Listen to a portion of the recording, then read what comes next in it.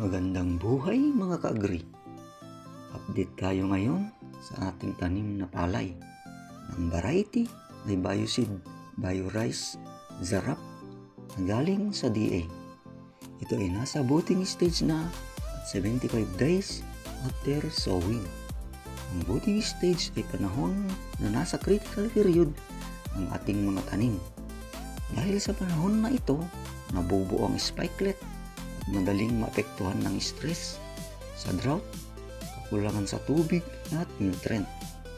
Kaya't sa araw na ito ay mag-spray tayo ng foliar fertilizer at insecticide para sa nutrient at protektado sa mapanirang insekto sa ating palayan. Ang ating gagamitin na foliar fertilizer ay ang Yieldmaster. Ito ay isang crop growth enhancer na may taglay na 15% nitrogen, 15% phosphorus, 30% potassium at microelement na iron, magnesium, boron, zinc, cobalt, molybdenum, magnesium oxide. Ito rin ay para sa pamumulaklak at pagbuo ng bunga ng ating mga tanim. Pinapabilis din nito ang paglaki at paglago. Pinapataas ang ani, pinapahusay ang pag-absorb ng sustansya at resistensya sa stress. Ang karaniwang tamang timpla o dilution ratio ay para sa 16 litrong tubig ay 4 to 5 kutsara ng Yieldmaster ang nilalagay. Ito ay ini-spray sa umaga o hapon para hindi masunog ang dahon dahil sa init ng araw. Sa pag-apply ng insecticide naman ay gumagamit tayo ng Brudan 31.5 EZ at Coldgrass 370 SZ. Ang Brudan 31.5 EZ o emulsifiable concentrate ay zinc contact at stomach poison action. Sinasabing itong contact poison kapag direktang nakadikit o naabsorb sa balat ng insekto kahit hindi ito kainin.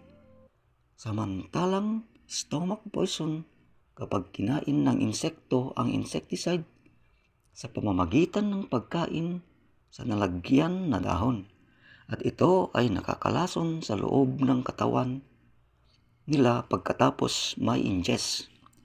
Ang Brudan 31.5 EZ ay mayroon itong sangkap na chlorpyrifos at BPMZ carbonate insecticide na mabilis kumilos sa kontak. Ang karaniwang tamang timpla ay nasa 2.5 to 3.5 kutsara sa bawat 16 litro ng tubig. Samantalang ang Coldgrass 370 SZ o suspension concentrate naman ay isang broad spectrum systemic insecticide. Ito ay isang uri ng insecticide na may dalawang pangunahing katangian. Ang broad spectrum, nakakapatay o nakakakontrol nito ang maraming uri ng insekto.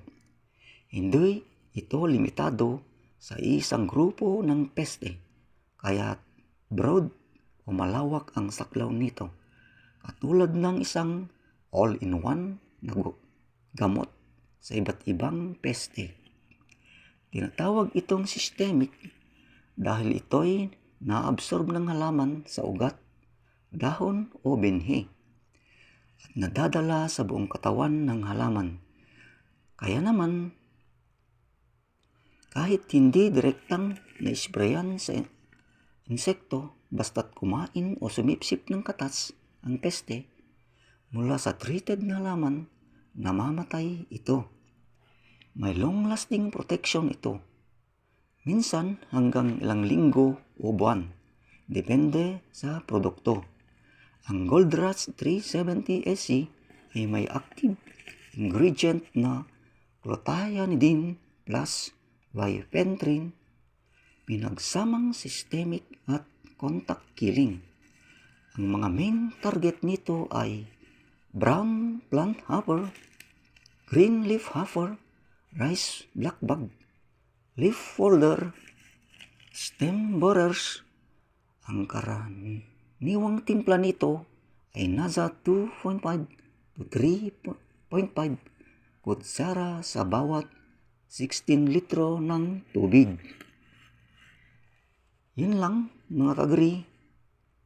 Magandang buhay and still healthy. Bye-bye!